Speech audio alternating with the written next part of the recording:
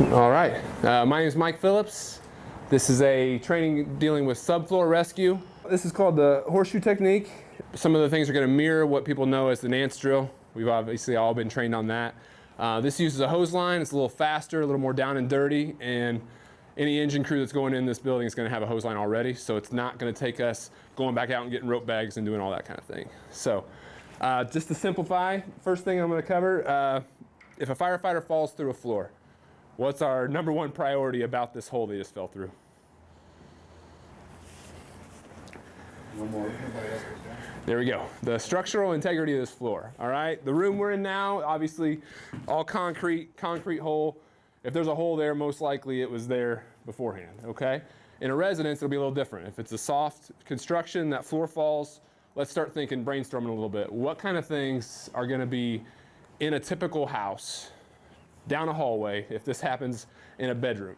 What's something in that main floor that we could get to quickly? Window. A window, a door, there we go. So any house is going to have those little solid frame doors, right?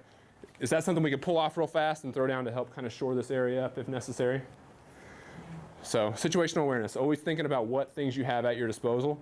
What's another thing? If we have an attic ladder or something, a ladder easily accessible and we can get into a big room like this, throwing a ladder down. Do some things around this hole just to help prevent any issues as far as falling back in. That make sense? All right. So you're going to be doing some lifting. As we're doing this lift, we got to make sure that we're all focused on doing proper movements, okay? Lifting with our legs, not with our backs. Anytime we're lifting like this, we're going to be pulling at an angle, so your back is going to be taking some shear force, okay? So natural curvature of your back. Make sure you're not rolling over into the hole like this, because that's where you're going to get injured, okay? Proper movements, we talk about it all the time, but moving the right way as you're doing this, because it's down and dirty and you're lifting a 200-pound guy out of a hole. All right, plus gear. All right, so before I put you guys into positions as far as 1, 2, and 3, let's talk about worst case scenario, okay? How many people typically are going in on a hose line if your officer's doing a 360 and you got a guy on the pump panel? Two guys, okay? We've taught Nance drill. We've taught it a million ways. Ultimately, it's pretty simple. You're tying your handcuff knot. You're going down into the hole. And once you get to your victim, you're pulling them out. Okay? So my victim's here. He's in the handcuff knot. And I got 2 lines coming up out of that hole. Okay? So my 2 lines coming up, if I got a 200-pound firefighter in the hole, how much weight is each one of those guys pulling out? 100 pounds. So this is my little picture.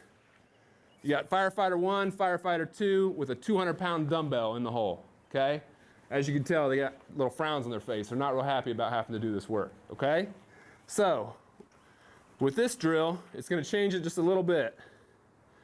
You got to make sure we fix these smiley faces because these guys are going to be happy about how this is going. All right, so now we're creating a pulley. We're getting rid of this firefighter altogether. We're creating an anchor point right here that's not going to move. This may be an anchor point as far as something I'm going to show you that you use with what's around you, or it could be a firefighter if we have enough manpower on scene. Okay? So, guy here, got your firefighter in the hole. He's happy because he knows he's getting ready to get rescued. And now you've moved 2 guys over here to help pull this line. All right, so this guy in the hole no longer is just a stationary dumbbell holding on to 2 ropes that's going up. Now this guy can do work himself, all right? He's going to be grabbing a hold of that hose and he's going to be climbing actively as you're going up, just like he's climbing a rope, okay? If Dravik here can do, if he's a 200-pound guy and can lift all of his weight, guess how much work these guys are doing? Nothing. They're just pulling the hose up behind him, all right? Let's say he can lift 100 pounds. So we got a 200-pound guy. He can lift half his weight. He's 100 pounds left. How much are these 2 guys lifting? 50 pounds apiece, okay? So here's where this technique is going to make everything a little bit easier, more direct, and we're going to be able to get the job done faster. Okay? So, yes. Question? When the guy is down a hole, trying to pull himself up, does he need to be working in unison with the guys that are on top? Does he need to be listening? Absolutely. We'll be working together. There's actually three phrases, which my hand is marked right up. Ready, pull, reset. Okay? I'll make sure I cover that when we get down in the hole, cover that with you.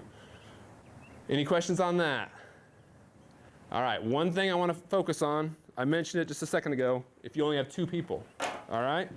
If I go in this hole, or my partner goes in the hole, and I'm up here, and I'm in a,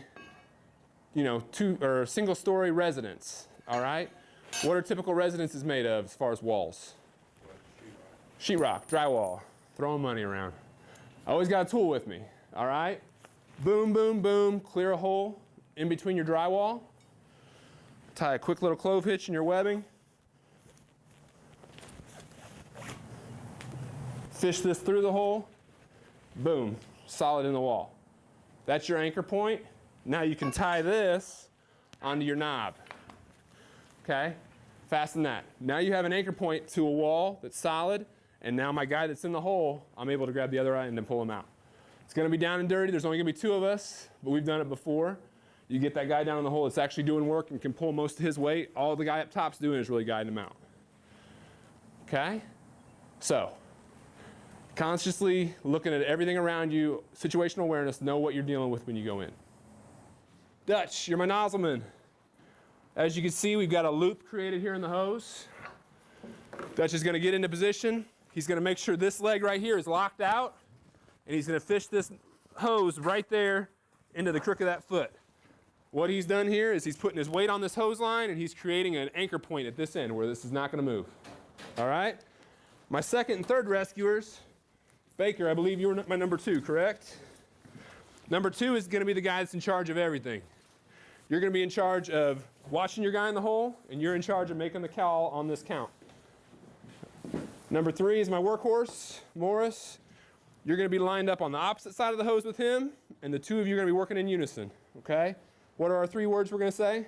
Ready, pull, and reset. Very good. All right, so when you say ready, your guy in the hole, Dravik, and you 2 are going to all get ready, grab that hose nice and hard, pull, you're going to pull together, and then the reset is where you get the dance, okay? On this reset, you guys are going to be pushing down on that hose. What are we creating right here when you do that? Friction. Another friction point, okay? So now we've got a friction point, and you're able to reset. So one guy stays holding the friction, you're going to slide up, you slide up. The whole time, Dravik's still holding his weight, but he's getting adjusted where he can get a better bite on that hose. Getting up nice and high, so you got a full pull. Okay? Once again, ready, pull, reset. And it's a dance. Work them right through that way. All right, ready to go through this again? Dravik, you down in my hole? Yeah. All right. We're going to walk through this again. Dravik's going to get into position. Full slack. Keep pulling, Scott. There we go. Okay, ready? Pull. Reset. Ready? Pull. Reset. Ready? Pull. Reset. Ready? Pull. Reset. All right. Now you hold, you fish them over. There we go. Nice work.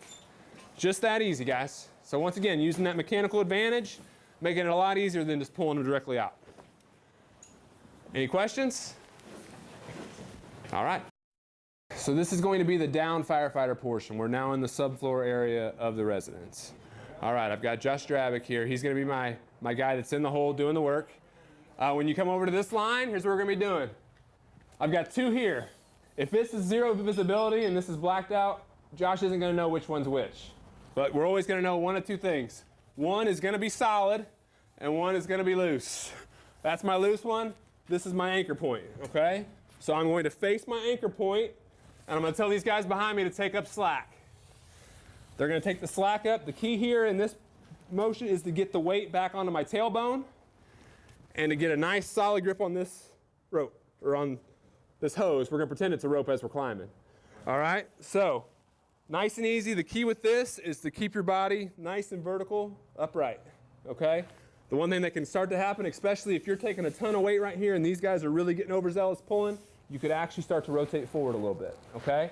So that's why we synchronize this. You guys up top know the commands. Make sure you're working as a team. Once again, I said it's like a dance. We're all working together on this, okay? So we're grabbing a hold, ready, pull, and then reset. As they reset, you're going to be kind of gathering yourself and getting ready to get that next big bite, okay? Any questions? All right, hop on here. Let's go. Give me a little slack, fellas.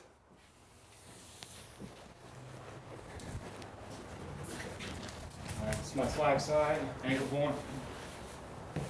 Full flag. All right, ready when you guys are. Ready, pull, reset. Ready, pull, reset.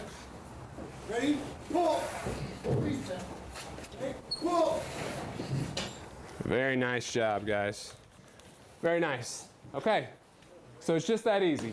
And ultimately, with this evolution, it's all going to be fluid, okay? This is just one more tool to put in your tool belt, because if this guy that falls through, if he gets injured, is unconscious, any of those things, the Nance is still going to be our #1 option. But if the guy's here, he's ambulatory, he just needs to get out and get out quick, this hose line's a great option. So once again, put this away, make sure you guys are doing all those little things, and anytime something goes bad, something goes wrong, never forget this is your best weapon, all right? Situational awareness is going to be the most important thing. If I'm in this basement, there's going to be things that are going to be down here. There could be, you know, a table, a big recliner, a chair. Typically, basements have something in them. So look around, figure out what you've got around you, pull some stuff over to the hole. There's nothing that says I can't push a table here into the corner and stack something on top of it and get to where I can reach my guys and get out. Okay? Once again, always have that situational awareness. Make sure you're looking around, because ultimately the fire ground is a fluid environment, and our job as firefighters is just to be proficient and be adaptable and be able to make the best out of any situation. That way we all go home at the end of the day. That's it.